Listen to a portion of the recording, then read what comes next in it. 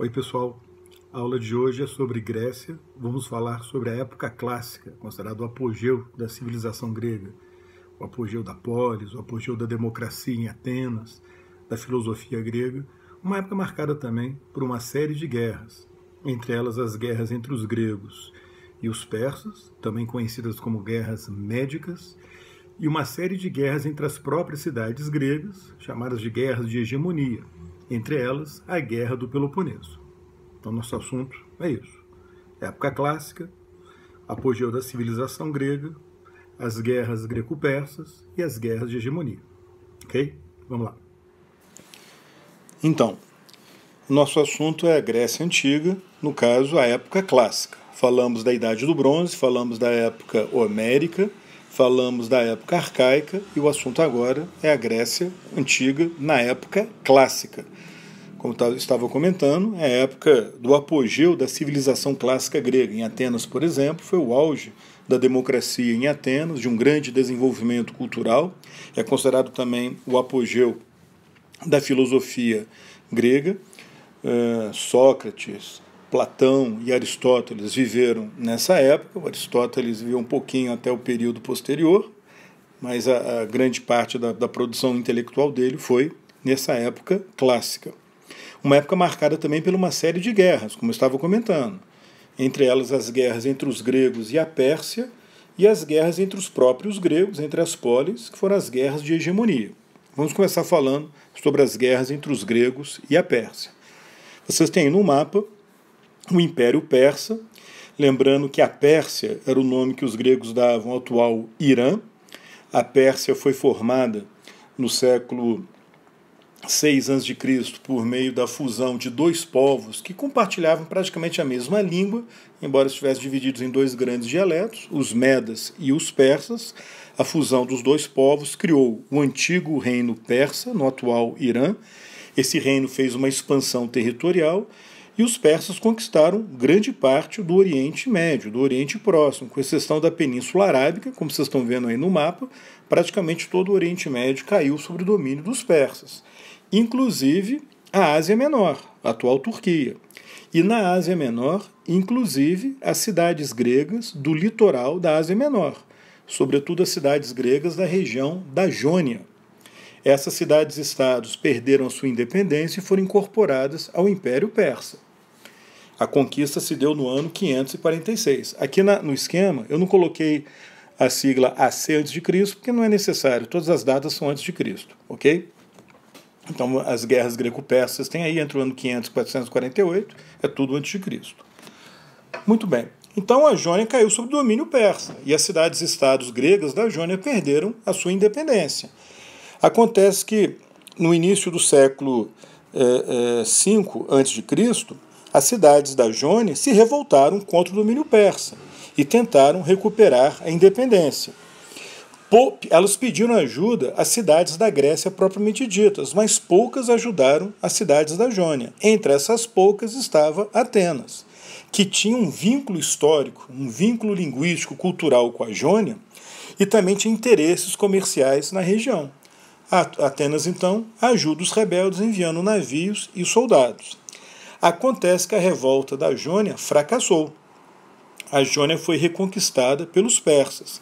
E agora o Império Persa tinha um pretexto, na época do imperador Dario, não imperador na Pérsia. O Império Persa, então, arrumou um pretexto para invadir a Grécia. Se bem que não precisava de pretexto, mas era mais um argumento para poder dominar a Grécia, que era punir Atenas e as outras cidades, né, que ajudaram os jônios na rebelião. Com isso, a Grécia foi invadida pelo Império Persa.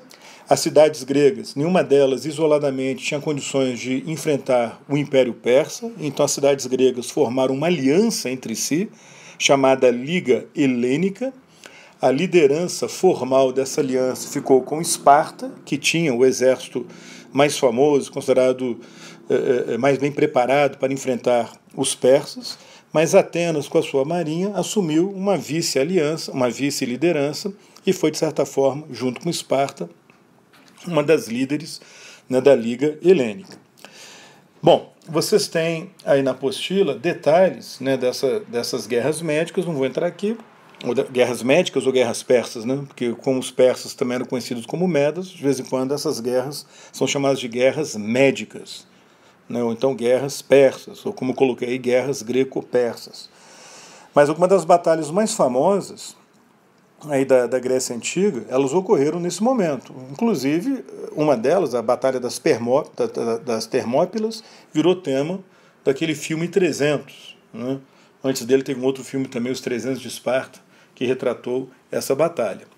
No final, os gregos derrotaram os persas foram expulsos da Grécia, porém, na visão de Esparta, não havia sentido continuar a guerra agora que os persas tinham sido expulsos. Resultado, Esparta saiu da Liga Helênica, que acabou sendo dissolvida.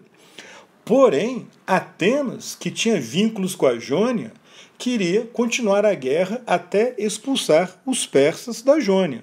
Resultado, Atenas continuou a guerra, agora sem Esparta, e acabou criando uma outra aliança defensiva para expulsar os persas da Ásia Menor. Vocês têm aqui uma cena da batalha de Plateia, que foi a batalha decisiva em que os gregos derrotaram os persas na Grécia. Aqui vocês têm um mapa mostrando o Império Persa, ali no Mar Egeu, né, as regiões da Jônia ali que o Império Persa dominou e as áreas que ele avançou sobre a Península Balcânica. Bom, mas aí Atenas continuou a guerra agora sem Esparta. E Atenas criou uma nova aliança militar, chamada Liga de Delos, aliança militar de várias polis, sob a liderança de Atenas, sem Esparta. A sede oficial dessa aliança foi a ilha de Delos. Oficialmente, os aliados forneciam navios ou dinheiro, um tributo que era depositado na ilha de Delos, para formar uma grande marinha comandada por Atenas. E Atenas administrava esses recursos e essa marinha. Por isso que, de vez em quando, a Liga de Delos é chamada de Confederação Marítima Ateniense. Ora, por meio do poder, dos recursos dessa Liga de Delos, Atenas entrou num processo de ascensão, de projeção sem paralelo em sua história. A Liga de Delos, de fato, virou um instrumento do poder de Atenas. As riquezas da Liga não só financiavam essa marinha comum contra o Império Persa, mas acabaram financiando o desenvolvimento econômico, cultural e democrático de Atenas. Durante as guerras, durante a invasão persa, Atenas chegou a ser invadida e destruída pelos persas. A cidade foi reconstruída agora com os recursos da Liga de Delos. Resultado, Atenas virou a polis mais rica da Grécia. Ela formou um império marítimo, comercial e colonial no Mar Egeu, uma talassocracia ateniense. E aquelas cidades, aquelas polis que tentavam sair dessa Liga de Delos, Atenas ameaçava, impedia, atacava aquela cidade. Ou então chegava a forçar outras cidades a entrarem na Liga de Delos. Resultado, na visão de muitas cidades-estados, agora quem ameaçava a independência das polis não era mais o Império Persa, e sim Atenas.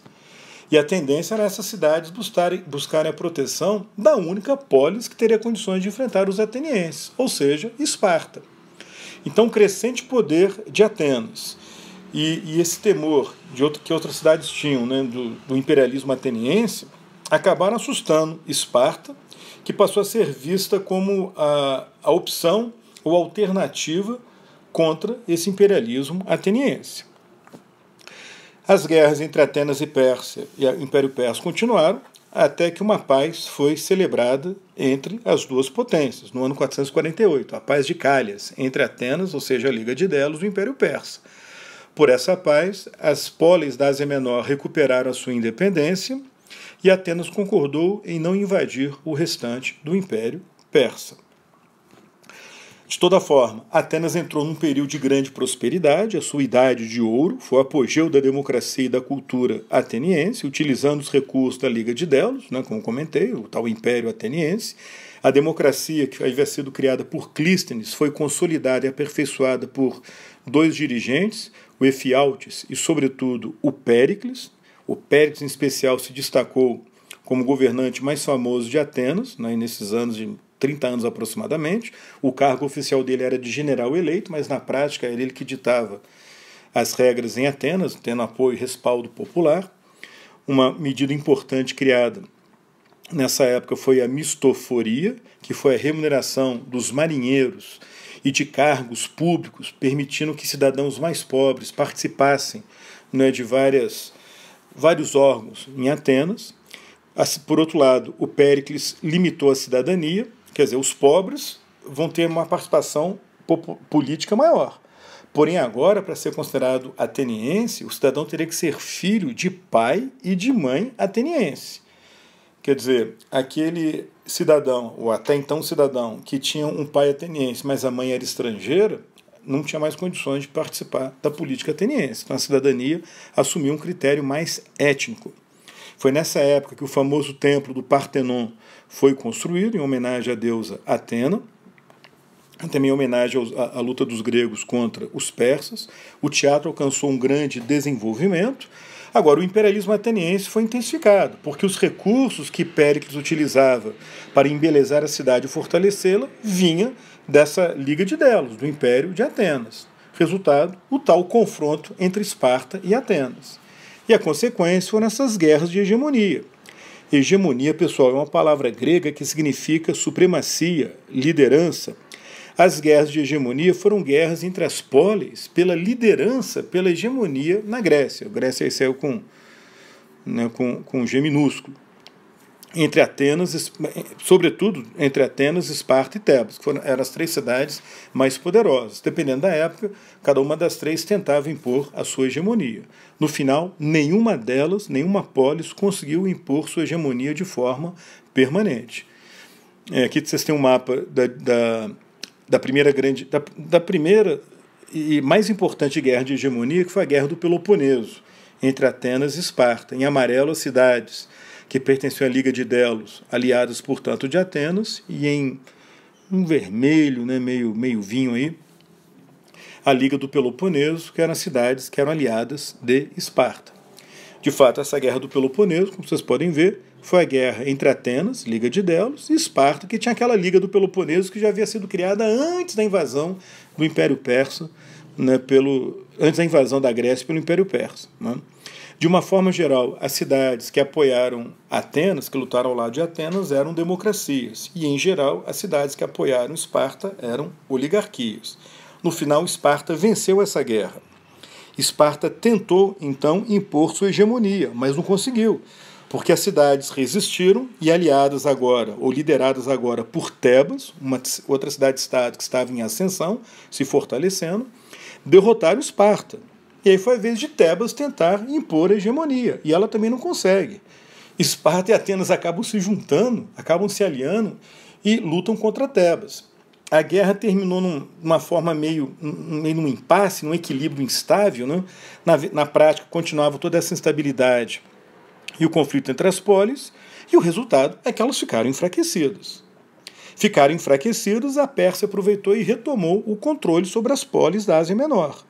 Por outro lado, ao norte da Grécia, havia o reino da Macedônia. A Macedônia era parte do mundo grego, mas não era uma cidade-estado republicana, era um reino. E sobre a liderança do Filipe II, esse reino fez uma série de reformas, sobretudo reformas militares. O Filipe II criou um poderoso exército. Ele aproveitou, então, esse enfraquecimento das polis, invadiu e conquistou a maior parte da Grécia. Forçou as cidades gregas a firmarem uma aliança com a Macedônia, chamada Liga de Corinto. Essa Liga de Corinto assegurou a hegemonia macedônica na Grécia. A Grécia foi pacificada, mas ao custo, ao preço de, na prática, perder a sua independência. As cidades gregas ficaram subordinadas à Macedônia. E o grande projeto do Filipe II era utilizar essa Liga de Corinto para conquistar o Império Persa. Mas eu falo sobre isso na próxima aula. Ok? É isso aí. Até a próxima. Tchau.